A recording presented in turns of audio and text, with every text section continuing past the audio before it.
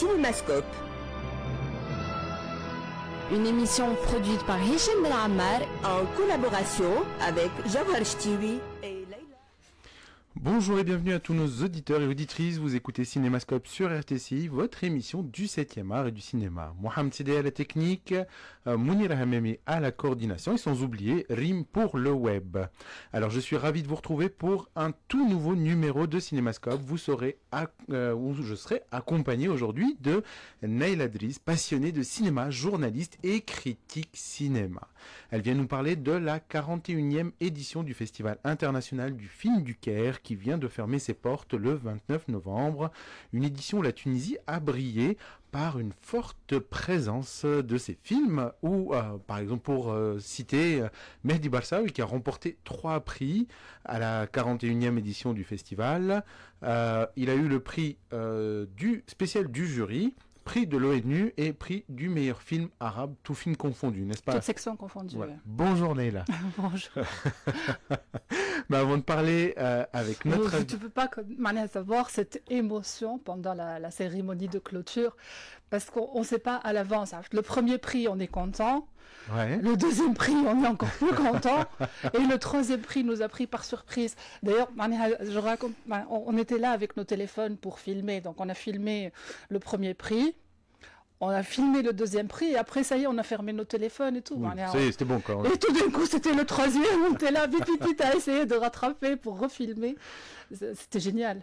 Donc, une édition où la Tunisie a brillé. Alors, tu vas nous en parler tout à l'heure. Ouais. Mais avant, on va commencer avec la musique. On écoute un petit morceau, puis on revient à discuter de ce festival qui, apparemment, nous porte beaucoup de chance.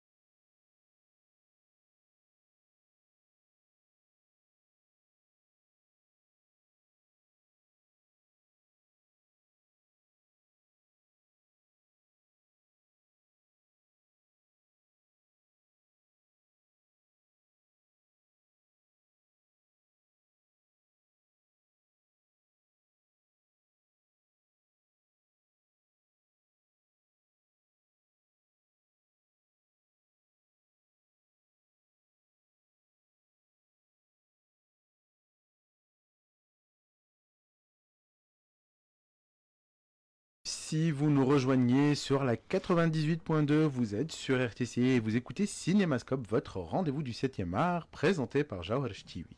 Et nous sommes en compagnie de Neila Driss, passionnée de 7e art, critique cinéma et journaliste dans un magazine en ligne. Et elle nous parle de la 41e édition du Festival international du film du Caire.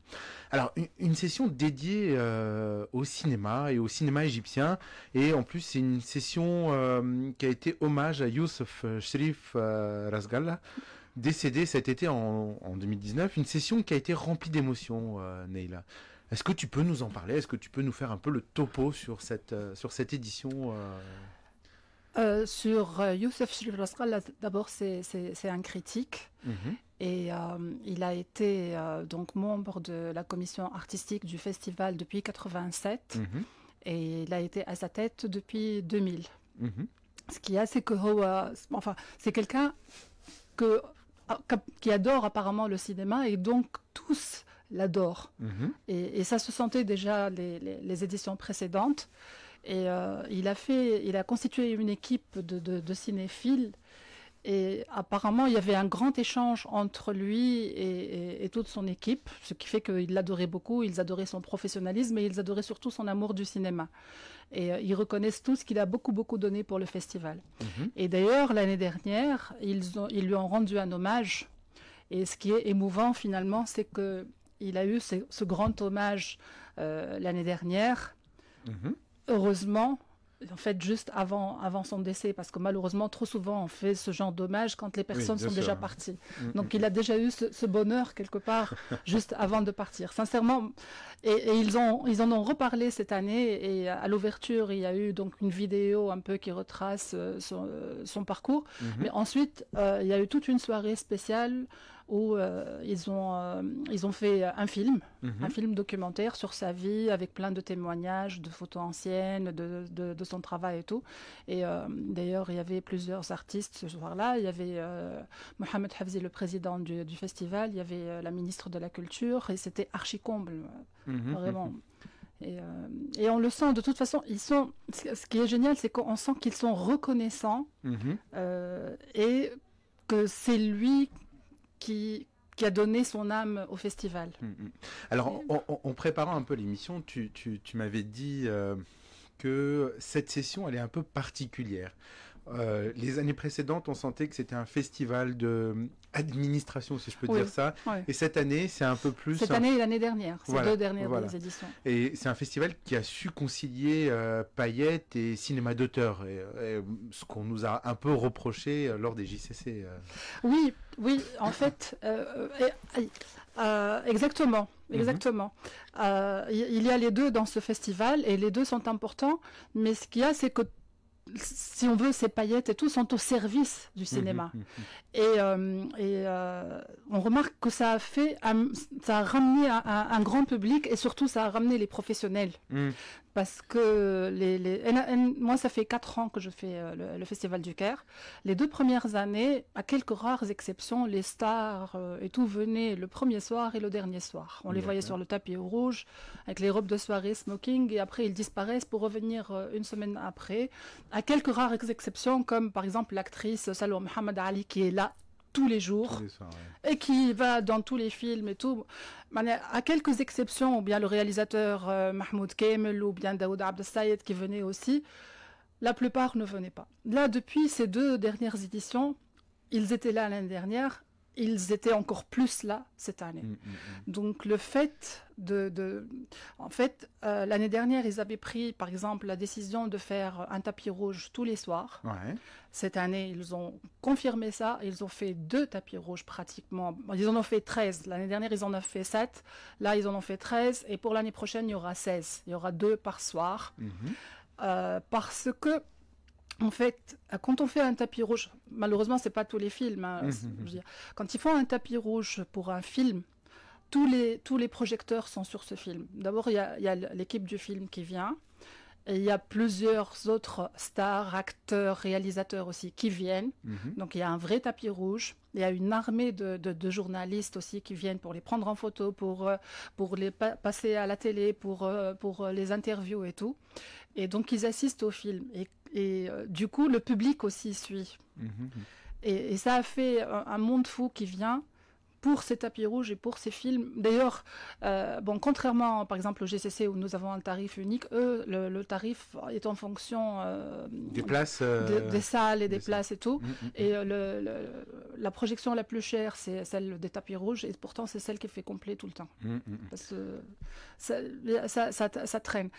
Ça fait venir du monde. Mais il y a autre chose. En fait, il y a plein de choses, mais tout est imbriqué. Le fait de faire venir ces acteurs et tout a été, par exemple, cette année, encore plus mis en valeur au vu par une idée toute simple, c'est de faire un food court. En fait, l'Opera House au Caire, c'est une sorte de cité de la culture, si on veut, mais c'est des pavillons avec dans un terrain. C'est pas comme chez nous, c'est pas un truc fermé. Et donc, au milieu de toutes ces salles, il y a un espace qui était vide. Et cette année, ils ont construit, en léger bien sûr, en structure légère et bois, un food court avec des stands qui vendent de la nourriture. Et la plupart, c'est d'ailleurs, c'est sympathique aussi parce qu'il y avait des plats égyptiens comme le koshari. Il y a un truc aussi qui s'appelle zalabia que j'ai connu cette année. Mais c'est pas la nôtre, hein, c'est autre chose. Et ils ont mis des sortes de tables qui sont des grandes tables où tout le monde s'assoit. Et du coup, ils se sont retrouvés avec des spectateurs, plus des acteurs, des producteurs, des critiques, des gens et toutes les équipes de films et tout, qui vont dans ce food court. Et ça a fait une sorte de ciné-club. Et donc, du coup, parfois, il y a des gens qui sont venus là pour voir un film. Et puis finalement qui envoie un deuxième et même en troisième parce que en assistant à des sortes, mais c'est mélangé. Je veux dire, tu t'achètes ton sandwich ou ton koshari et tu t'assois à une des tables, et dans cette même table tu trouveras un acteur ou une actrice, pas seulement égyptien, hein, je veux dire, c'est de toutes les nationalités, puis c'est un festival international et ils ont des invités qui viennent avec tous leurs films, avec des critiques et tout, et tu es là et tu discutes. Et puis, tu as envie d'aller voir le film dont tout le monde parle. Et ça a été génial. C'est un moment de partage, c'est ça. Exactement. Donc le festival a su créer un moment de partage autour de cette cour. Exactement. Qui un peu dessert quasiment toutes les salles pour pouvoir créer. Exactement. Alors, le président du festival, le président actuel, Mohamed Hafzi, d'unanimité, a été et considéré comme l'un des rares présidents de festival qui a vraiment dynamisé ce festival. Ah oui. À ton avis, pourquoi et quelle a été sa botte secrète, on va dire Je pense que il a su gérer d'une façon dynamique et jeune. Comme il est très connu, comme il connaît plein de gens, et il le dit d'ailleurs lui l'année dernière, certains lui ont fait confiance pour voir ce que ça allait donner. Et cette année, ça a été encore mieux parce qu'ils ont vu l'année dernière. Et il a su dynamiser, il a su responsabiliser, il a su les faire travailler différemment aussi. Il a su aussi attirer les sponsors, il a travaillé d'une façon moderne, il a ramené des cadres étrangers pour former les Égyptiens, il a installé un nouveau logiciel pour gérer tout ce qui est logement, logistique, presse. Il a fait plein, et je pense que surtout il a fait confiance aux jeunes, ça se voit, les équipes qui travaillent sont motivées. Alors on rappelle que pour ceux qui ne connaissent pas, Mohamed Hafz, il a à son actif Sheikh Jackson, Certified Men, que je suis allé voir, Villa 69, Excuse Me My Friend. Il a surtout Clash. Clash, oui, effectivement. Oui, ouais. Effectivement. Et donc cette session, une édition qui est réussie et où on va dire on a vu un dynamisme. Alors plus de 18 films en première internationale, c'est ça, et plusieurs films en première arabe. Il y a eu 18 premières mondiales, voilà. C'est-à-dire la première projection. Il y a eu 17 premières internationales, ça veut dire que ce sont des films qui ont été projetés dans leur pays, et c'est la première fois qu'ils sont projetés en dehors de leur pays. Il y a 84 premières arabes. C'est extraordinaire, je veux dire, pratiquement 120 premières arabes par rapport à 153 films. Et en tout, bon, il y a 153 films de 63 pays différents. C'est énorme. C'est Alors, énorme. Comment ils arrivent à avoir autant de premières, autant de... Alors voilà, cette année, ils ont essayé quelque chose de nouveau. Ça veut dire qu'avant, ils allaient dans les festivals, ils voyaient ce qui se passe et tout. Cette année, ils ont organisé les choses différemment. Ils ont 5 programmateurs régionaux. Donc, chaque programmateur a une région, par exemple le monde arabe, et il va surveiller tout ce qui se produit dans le monde arabe comme film et les suivre et voir ceux qui pourraient être intéressants et donc les inviter. Donc chacun a sa propre région et ils ont des réunions hebdomadaires et chacun parle aux autres de ce qu'il a vu et tout, et ils arrivent à prendre des décisions et à ramener tous ces films qu'ils suivent dès le début, si on veut. Donc ils prennent les films dès leur projet. Il y en a certains, tu m'avais dit que certains projets sont au début de leur réflexion ou du scénario. Ils les suivent. Voilà. Ils les suivent, ouais. Ils les suivent et puis après, bon...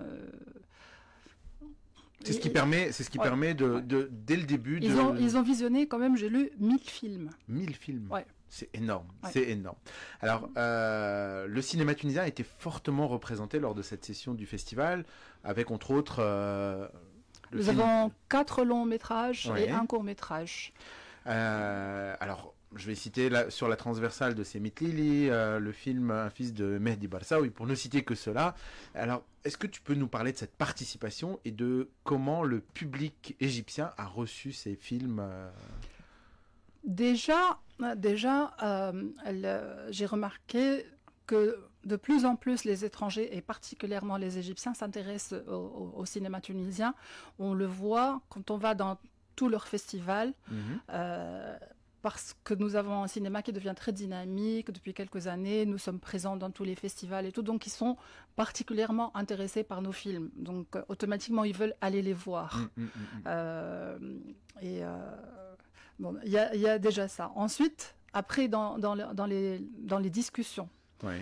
Par exemple, si je prends Un fils de Mehdi Barsaoui, qui est passé le premier jour parce qu'il était en ouverture de la compétition Horizon du cinéma arabe, jusqu'à la fin, quand je vais par exemple dans le food court, il y a toujours au moins une personne qui en parle. Tout le monde en parlait. Les gens ont adoré. Bon, à la fin... Je ne savais pas s'il allait gagner quelque chose parce que parfois le jury et le public... Oui, ils ne sont pas complètement en phase. Exactement. Bon, apparemment, ils étaient en phase. Il y a même 3 jurys qui ont adoré le film. Mais ils en parlaient vraiment tout le temps. Il y avait plein de débats, de discussions. Ils parlaient de tout, du moindre détail. C'était extraordinaire. C'était vraiment extraordinaire. Il y avait d'autres films aussi qui ont été un peu débattus dans notre... En fait, oui, en fait, c'est vrai, je te l'avais dit. Ce qui est étonnant, c'est qu'ils débattent encore de films qui sont passés dans les éditions précédentes. Je veux dire, ils parlent encore de Jaïd. Jaïd, à l'époque, je me rappelle, cette projection, c'était vraiment extraordinaire. C'était archi-comble. Il y avait des gens debout dans le couloir. Et ce qui était génial, c'est qu'il y avait donc un débat après le film. Et moi, pendant le film, je me préparais à défendre les droits des femmes tunisiennes et tout. Et en fin de compte, je n'ai même pas eu besoin d'ouvrir la bouche parce que les Égyptiennes ont fait le travail. Je me rappelle même, il y avait un type qui s'était levé pour dire « Ouais, de toute façon, c'est contraire à la religion. Par exemple, le fait qu'il n'y ait pas de polygamie chez nous. Dieu a donné 4 femmes. » Et ce sont des Égyptiennes qui se sont levées pour le faire taire. C'était extraordinaire.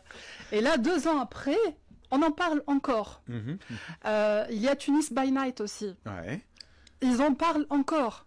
En fait, c'est vraiment, ça fait vraiment plaisir de voir que non seulement ils regardent nos films, mais même au bout de 2-3 ans et tout, ils en parlent. Nos films marquent le cinéma égyptien. Oui. Alors, tu parlais de marquer le cinéma égyptien. Le cinéma égyptien qui se porte très bien. On voit on voit plusieurs festivals. Par exemple, on a le Festival du Caire dont tu nous parlais. Il y a aussi le Festival de Lgoun qui a récemment... Oui, attention, tu parles de festival ou de cinéma? Alors, parce que leurs festivals vont très bien, exactement. Oui, par contre, le cinéma, ils sont pas très contents. Et d'ailleurs, par exemple, cette année, en compétition officielle internationale, il n'y avait qu'un seul film égyptien. Oui, un seul, Let's Talk de Marianne Khouri, qui d'ailleurs a remporté le prix du public. Donc, c'est peut-être aussi ça qui fait qu'ils s'intéressent plus à notre cinéma, qui est peut-être un peu plus dynamique maintenant. Plus dynamique, oui, effectivement, et je vais arriver à ce dynamisme-là. Alors, on voit que le cinéma tunisien, de l'avis de plusieurs experts, est en plein renouveau. C'est un cinéma qui voit naître de nouvelles têtes, une nouvelle génération de réalisateurs. Alors, comment ce dynamisme est perçu a été perçu lors de ce festival? Ça veut dire, est-ce qu'ils voient cette nouvelle vague de réalisateurs arriver? Parce que je pense que quand tu vois un Mehdi Balsaoui qui arrive avec son premier film, un Semitli aussi qui arrive avec ce documentaire où... Il y a eu un débat très intéressant suite à la projection sur la transversale. Ouais. Qui portait sur quoi? Sur la transversale, Semitli? Oui. Ah, sur le film? Oui. Il y a eu un débat très intéressant. Les gens ont fait beaucoup de remarques. Il y en a beaucoup qui ont surtout apprécié cette idée de faire un parallèle entre la politique et le foot. Ça a été un débat assez vif par rapport à... Est-ce qu'il connaissait cette problématique Non, mais ce que j'ai trouvé, je veux dire, je me rappelle que beaucoup d'intervenants, pour eux, ils avaient ressenti ça comme si ça leur a rappelé leur propre situation égyptienne. Ils ont eu la même problématique. Alors, il y a une autre chose, un autre aspect dans ce festival, c'est qu'ils ont signé le traité 50-50. Oui. Est-ce que tu peux nous en parler? C'est le premier festival arabe à faire ça, le deuxième en Afrique, mais le premier arabe en effet. Et en fait, le traité 50-50 pour 2020, c'est une initiative qui a commencé en 2018 au Festival de Cannes pour essayer d'arriver à ce que dans les festivals, il y ait autant de réalisateurs, enfin de professionnels femmes que de professionnels hommes, parce qu'on a remarqué que la plupart du temps, les réalisateurs hommes étaient plus présents et c'est ceux qui avaient le plus de prix. Donc, le Festival du Caire a signé cette convention et en fait, qui consiste à faire en sorte de publier chaque année les statistiques en genre. Combien de films réalisés par des hommes, combien de films réalisés par des femmes, l'équipe qui travaille et tout. Ils l'ont fait... Bien sûr, j'en ai discuté d'ailleurs aussi bien avec Mohamed Hafzi qu'avec Ahmed Chawqi. Bon, Ahmed Chawqi m'a dit, pour ce qui est de l'équipe, on a remarqué que de toute façon, 70% de l'équipe sont des femmes qui travaillent pour le Festival du Caire. Il m'a dit, donc ça va, on a dépassé les 50-50, il n'y a pas de problème. Pour les films, les deux disent la même chose, aussi bien Mohamed Hafzi que Chawqi. Le choix des films se fera toujours en fonction de la qualité. Mais ce qui se passe, ils ont dit, étant donné qu'on publiera les chiffres, il est évident que on fera sûrement, psychologiquement, on fera sûrement plus attention et que quand on doit choisir entre deux films à qualité égale, on essaiera peut-être de pousser un film réalisé par des femmes pour essayer d'avoir cet équilibre justement homme-femme. Très bien, très bien. Neila, on reste avec toi, on va marquer une petite pause musicale et puis on revient continuer à discuter de cette 41e édition du Festival du Caire.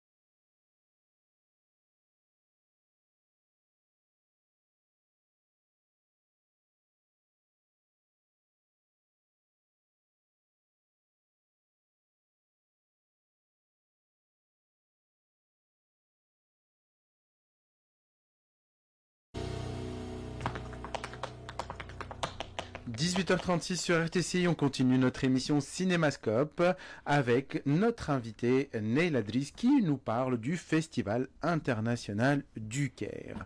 Alors, l'Égypte a deux festivals, donc le Festival du film du Caire et le Festival d'El Gouna. C'est quoi la différence entre les deux? Je corrige d'abord, l'Égypte a plusieurs festivals, elle en a plein, oui, presque dans toutes les villes. Seulement les deux plus grands, disons, voilà, les plus connus, sont justement le Festival du Caire et le Festival d'El Gouna. Déjà, la première grande différence, c'est que El Gouna est totalement privé, oui, alors que le Festival du Caire est sous la tutelle du ministère de la Culture, qui donne, pour cette année, qui donne 40% du budget. Et le but est un peu différent. Ça veut dire que le but, à l'origine, le festival d'El Gouna, en fait, c'est les deux frères Sawiris qui ont acheté un terrain, qui ont construit une ville balnéaire et touristique. Et donc, pour ramener des touristes et animer la ville, ils ont... Et comme Najib Sawiris est passionné de cinéma, donc pour allier les deux, ils ont créé ce festival qui est cinématographique et touristique en même temps. Et ils ont mis le paquet, surtout la première édition et d'ailleurs même les deux autres précédentes, pour ramener plein de gens, pour promouvoir leur ville d'El Gouna dans le monde entier. Et je pense qu'ils y sont arrivés. Ce qui n'est vraiment pas du tout le but du Festival du Caire. Le Festival du Caire, c'est le but vraiment, c'est la culture et le cinéma. Et comme elle dit, Hafzi, le but, c'est d'attirer un maximum de public et de combattre, si on veut, le fondamentalisme et l'extrémisme par cette ouverture d'esprit qu'offre le cinéma. Donc déjà, le but est différent. Mais ce qui est bien, c'est que je pense qu'il y a une certaine rivalité entre les deux festivals qui fait que les deux vont essayer d'être mieux que l'autre et ça ne peut que les stimuler tous les deux. Alors, est-ce que tu penses qu'on pourrait un jour voir un deuxième festival de cinéma qui pourrait rivaliser avec les JCC? Ici? Oui. Ce serait génial. Ce serait génial. Mais bon. Alors, il y a quelques initiatives comme le festival de Gibbs, comme maintenant, là, actuellement, on va avoir à Tozeur. Mais est-ce qu'on va pouvoir avoir un jour un deuxième festival à la hauteur des JCC? Ce serait génial. Mais bon, je veux dire, tout est relatif. Il faudrait aussi pouvoir avoir les moyens d'avoir des budgets énormes comme El Gouna. Effectivement. Ouais. Effectivement. Alors, ce festival, le Festival du Caire, a beaucoup travaillé sur la mémoire. La mémoire à travers différentes expositions, à travers différents hommages. Est-ce que tu peux nous en parler? En fait, ce n'est pas seulement le Festival du Caire. J'ai l'impression que c'est peut-être une tradition. Ça fait 4 ans maintenant que je vais dans des festivals égyptiens, comme à Luxor, comme à Sharm el-Sheikh, El Gouna, le Caire. Et j'ai l'impression qu'il y a chez eux une tradition de travail sur la mémoire du cinéma. Quand même, le cinéma est très très important en Égypte. Et il y a toujours ce travail, soit à travers des expositions. Il y a autre chose. Ils éditent toujours des livres. C'est quelque chose que nous, on n'a pas, mais qu'ils font très souvent. Et puis, il y a autre chose que j'adore aussi, c'est que très souvent, ils ramènent les anciens, entre guillemets. Par exemple, Sharm el-Sheikh, en 2018, on ramenait Layla Taher, et qui vient là, qui parle, qui donne des anecdotes, ses souvenirs, sa carrière. Et je trouve que ça entretient la mémoire d'avoir ces vieilles personnes, qui sont parfois peut-être pas si vieilles que ça. Hein, je veux dire, c'est la mémoire vivante du cinéma. Exactement. Et ils entretiennent ça par de l'écriture, par plein de choses. Je sais pas, par exemple, Hans Sabri, pour te dire que c'est pas seulement les vieux. Quand, par exemple, il y a un tribute, un hommage comme Hans Sabri qui a reçu le prix d'excellence Faten Hamem, le lendemain, elle a fait une conférence. C'est un mélange entre masterclass, conférence de presse, où il y a bien sûr la presse, mais c'est ouvert au public, et aussi il y a des professionnels qui viennent. Donc par exemple, Hans Sabri, il y a eu des professionnels avec qui elle a travaillé, qui viennent aussi parler de Hans Sabri, leurs souvenirs, et tout ça entretient la mémoire. Mais en plus de ça, par exemple, l'année dernière, c'était la 40e édition du Festival du Caire. Donc ils avaient fait une très très belle expo, où il y a eu toutes les affiches, toutes, Je dis bien les 40 affiches des 40 éditions. Il y a eu les catalogues, il y a eu quelques trophées, parce que le trophée a changé au fil des années. Il y a eu les photos de tous leurs présidents avec le curriculum vitae de chaque président. Il y a eu un endroit où c'était interactif, où on voyait le festival et ce qui se passait dans la société ou bien politiquement en Égypte. Il y avait des coupures de journaux, il y avait la quotidienne, des numéros anciens de la quotidienne, il y avait des photos anciennes avec tout ce qu'ils ont reçu comme stars, comme Sophia Loren, Claudia Cardinal, Omar Sharif, toutes ces photos-là. Il y avait une carte interactive et quand on appuie sur un pays, par exemple je mets la Tunisie, j'aurai une liste de tous les films tunisiens primés au Festival du Caire. Donc il y avait tout ça, et c'était génial cette expo. Moi par exemple j'aurais souhaité pour le 50e anniversaire des GCC qu'on puisse nous aussi avoir toutes les affiches des GCC, qu'on puisse avoir des numéros des quotidiens, le catalogue, ces photos, on les a malheureusement pas eu, j'aurais aimé qu'on les ait. En plus de cette expo, ils ont édité un livre, que j'ai lu d'ailleurs, où il raconte l'histoire des 40 éditions avec tous les présidents, tous les membres de jury, tous les films qui ont été primés, certaines coupures de journaux. Donc ça, c'était l'année dernière. Cette année, ils ont fait une autre expo qui s'appelle Cairo Je t'aime, exactement. Ils sont partis sur le fait que énormément de films ont été tournés au Caire. Donc le Caire a une mémoire cinématographique, si on veut. Sur les décors, sur les lieux où... Exactement. Beaucoup. Moi, personnellement, là, je veux dire, je parle de moi, ça n'a rien à voir avec le festival. Cette année, juste avant le festival, j'ai assisté à un colloque sur la littérature et le cinéma organisé par l'Université du Caire. Et ben, je te jure que le premier matin, en arrivant à l'Université du Caire, en franchissant cette porte, en me retrouvant devant cette université avec cette coupole que j'ai vue dans des dizaines de films, ça m'a fait quelque chose. Oui, effectivement, voilà. Bon, là, c'était vraiment... Ça m'a vraiment fait quelque chose. Et en plus, le colloque se passait dans une salle, dans un amphithéâtre qui s'appelait Nejib Mahfouz. C'était encore plus émouvant. On voit que le cinéma crée de l'émotion. Exactement, exactement. Cette fois-ci aussi, un jour, je marchais à pied et tout d'un coup, je me retrouve devant le palais de justice. Et tout d'un coup, je me suis rappelé tous ces films égyptiens, on dit Mahkama. Et donc, l'expo, elle est un peu dans ce sens. Donc, il y a eu l'expo, ils ont reconstitué certains décors, par exemple, le Qasr al-Nil, là où il y a eu plusieurs films, il y a eu la façade du salon de thé Groupi. Groupi, moi, je me rappelle tous les films en noir et blanc. Tous les rendez-vous se donnaient dans ce salon de thé Groupi. D'ailleurs, moi, en arrivant la première fois au Caire, je leur ai dit, c'est où Groupi? Je veux voir Groupi. Il y a eu, par exemple, une statue de Talat Harb animée qui racontait l'histoire du cinéma. Ils ont reconstitué une salle de cinéma ancienne, Miami, et quand on rentre dans cette salle reconstituée, il y a des extraits de films. Et en plus de l'expo, ils ont fait une application. Et dans cette application, qu'on a pour téléphone mobile, quand on se promène au Caire, il suffit d'appuyer sur un quartier là où on est et l'application te sort la liste des films, les photos et tout. D'ailleurs, dans l'expo, j'ai oublié ça, que j'ai adoré aussi, il y avait plusieurs photos de quartiers donc, du Caire. Et on a le quartier tel qu'il est maintenant et superposé dessus le film, une scène de film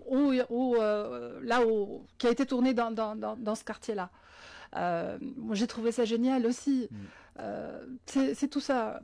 Alors, tu parlais d'un festival tourné vers la mémoire, mais aussi un festival tourné vers les nouvelles technologies. Ah, tout à fait. Parce que là, tu parlais de la statue de Talat Harb qui était en hologramme. Exactement. Voilà. Exactement. Et il y a eu aussi la réalité virtuelle. Oui, ils ont commencé ça l'année dernière. Il y avait une douzaine de films donc l'année dernière où il y a des sortes de cabines et des films.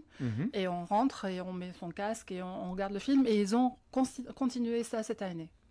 Alors, on va revenir un peu vers les films tunisiens. Donc, on a Bik N'iche de Mehdi Barsaoui. On a sur la transversale, avant qu'il ne soit trop tard, le film de Nouri Bouzid, Les Épouvantails. Et Fatoum de Mohamed Ali Nahdi.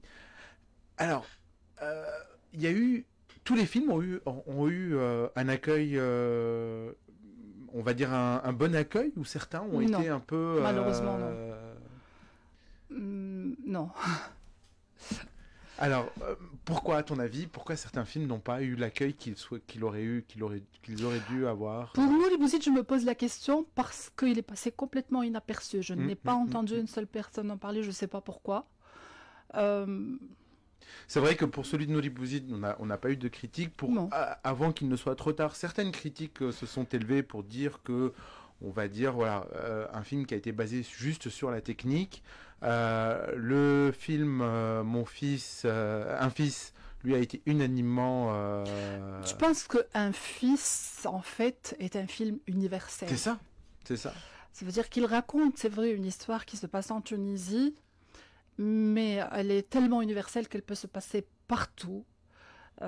Et je pense que quand on regarde ce film, on le sent au fond de soi-même, et c'est pour ça qu'il touche absolument tout le monde. Tout le monde peut s'identifier à cette histoire. Tout le monde peut être un jour ou un autre. Et puis il y a autre chose aussi. Oui. C'est un détail, c'est pas un détail. En fait, dans le film Un fils, on dénonce le fait que le tuteur soit le père. Et je crois que dans l'imaginaire égyptien, avec tout ce qu'ils entendent, surtout après la colibé, et puis surtout sur cette polémique d'égalité dans l'héritage, ils s'imaginaient vraiment qu'en Tunisie, les hommes et les femmes avaient des droits égaux, nous étions absolument égaux. Et découvrir dans ce film que ce n'est pas le cas, je crois que ça en a choqué plus d'un.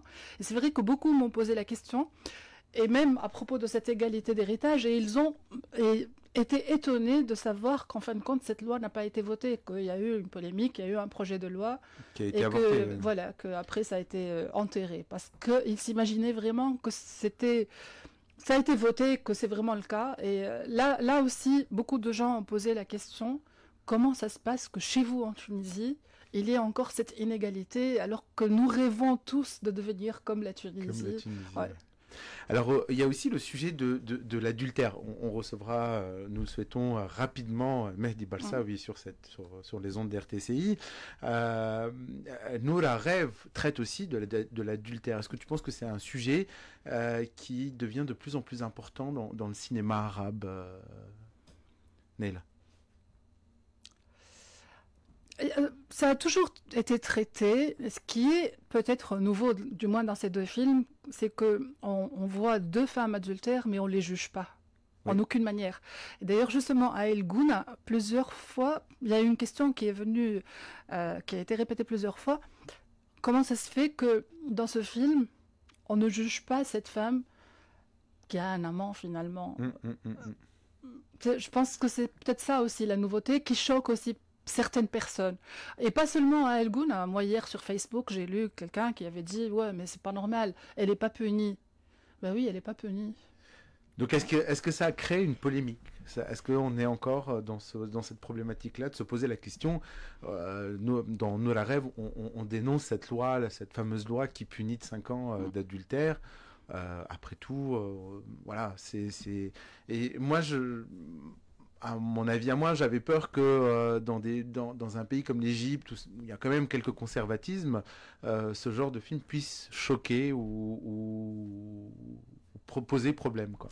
Sincèrement, je peux pas vraiment répondre parce que c'est vrai que je l'ai vu à El Gouna, mais je l'ai vu quand même avec un public qui n'est pas vraiment représentatif de la population égyptienne. Donc je ne sais pas. Je veux dire, ceux qui l'ont vu, c'est des journalistes. Dans le cadre d'El Gouna, c'est différent. Maintenant, s'il est distribué en salle, je ne sais pas ce que pourra en penser l'Égyptien moyen de la... Franchement, je ne sais pas. Mais par contre, je sais que les journalistes ont posé cette question. Mais bon, la réponse, je ne sais pas. D'accord. Mais c'est vrai que ça les a attirés puisqu'ils ont posé la question. Oui, c'est un sujet qui a dû interloquer, qui a dû laisser à discussion, parce que voilà, le monde arabe est en train de se transformer. On le voit puisque le cinéma est toujours précurseur des transformations du monde arabe. Mais de toute façon, déjà ici, les gens posent des questions. Oui. Mais je veux dire, c'est très bien. En fait, un des rôles d'un film, c'est justement de susciter ce genre de débat. Et moi, je trouve que Noura Rêve nous met face à une réalité que certains ne connaissent pas en Tunisie. D'ailleurs, je sais qu'il choque quelques personnes, mais en fait, je trouve que c'est très bien.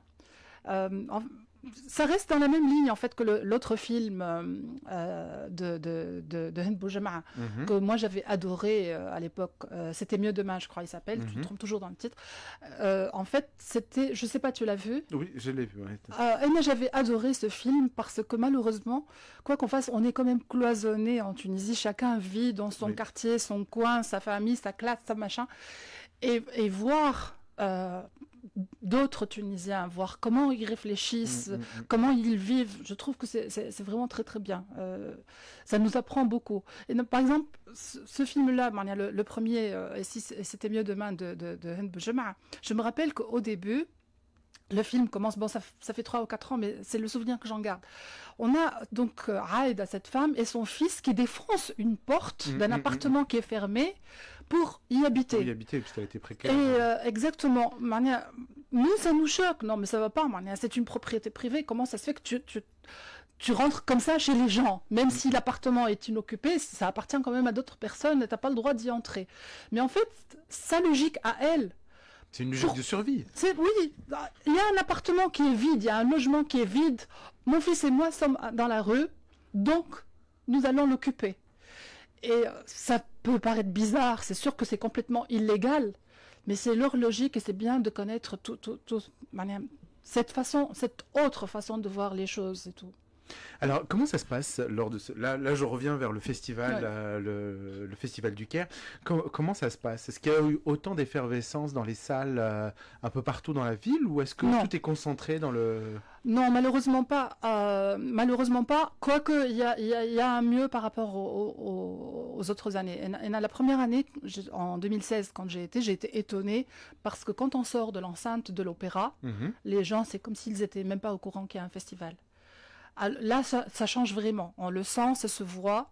Il commence à sortir vers l'extérieur et il commence à y avoir un public beaucoup plus important.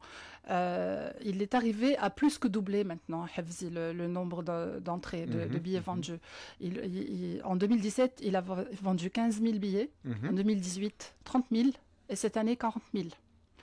Et ils font un travail de promotion très important. Par exemple, cette année, ce qu'ils ont fait, qui est bien, qui a attiré énormément de jeunes, ils ont fait une convention avec l'Université du Caire. Donc, ils ont fait un tarif préférentiel pour les élèves, pour les étudiants de l'Université du Caire, et ils ont fait un guichet à l'université. Donc beaucoup d'étudiants sont venus et on les voit, ça se remarque. Et ces étudiants donc, qui sont venus pour peut-être voir un film sont restés grâce au food court, grâce à la réalité virtuelle, parce qu'il y a des files énormes devant la réalité virtuelle, pour voir d'autres films. Il a su créer une dynamique qui fait que les gens viennent de plus en plus et je veux dire, il y a un flux entre l'intérieur et l'extérieur. Maintenant, quand on dépasse la porte de l'opéra, les gens savent qu'il y a un festival. Donc tu me disais, ce food court vient de redynamiser ce festival. Il lui a donné une autre... Bon, c'est pas que ça, c'est plusieurs petites choses, mais ce food court a été très très important. Je veux dire, entre le tapis rouge quotidien pratiquement, le food court, l'application qu'ils ont faite, il y a une autre application où il y a tout le programme avec les synopsis sur le téléphone. Ils ont publié pour la première année, parce que d'habitude il y a un catalogue qui est distribué aux invités, et puis il y a juste un programme pour le public. Cette année, ils ont fait un mini-catalogue où il y a le programme et le synopsis de tous les films, ce qui fait que les gens peuvent choisir plus facilement. Ils ont accès au synopsis de tous les films, donc c'est déjà plus facile. Il y a donc cette convention avec l'université. Donc il y a toutes ces choses qui ont fait qu'il y a de plus en plus de public. Et il y a aussi, je pense, ils ont fait un coup de maître en ayant en film d'ouverture The Irishman. Oui, effectivement, j'allais en venir pour le mot de la fin. Oui, The Irishman. Et ce qu'ils ont fait de nouveau cette année, c'est que le film donc, est passé pour les invités à l'ouverture et il est repassé le lendemain pour le public. Pour le public. Je vous raconte pas, les files d'attente. Il paraît que les gens étaient là à 6 h du matin pour acheter les billets. C'est extraordinaire. Ouais. C'est ça le cinéma. Alors j'ai cru lire quelque part qu'ils avaient signé une convention avec Netflix pour pouvoir passer ce film-là, peut passer au cinéma et qui est passé directement sur la plateforme. Ils avaient déjà fait ça l'année dernière pour le film Roma. Ils avaient eu donc Roma l'année dernière, mais pas en ouverture, mais ils ont eu donc Roma. Ils avaient cette convention à Netflix et ils ont continué cette année avec The Irishman. Très bien, merci Neila. On arrive à la fin de notre émission. Cinémascope touche à sa fin. Donc, on rappelle que l'année prochaine, ça sera toujours au mois de novembre, c'est ça? Oui, c'est toujours au mois de novembre. Ouais. Et le prochain festival, c'est le festival de Marrakech. Il a lieu là maintenant. Et d'après ce que je vois sur les photos et tout, ça a l'air d'être génial. Ça a l'air d'être génial. Ouais. Bah, la prochaine fois où tu iras à un festival, tu pourras nous faire un direct de là-bas.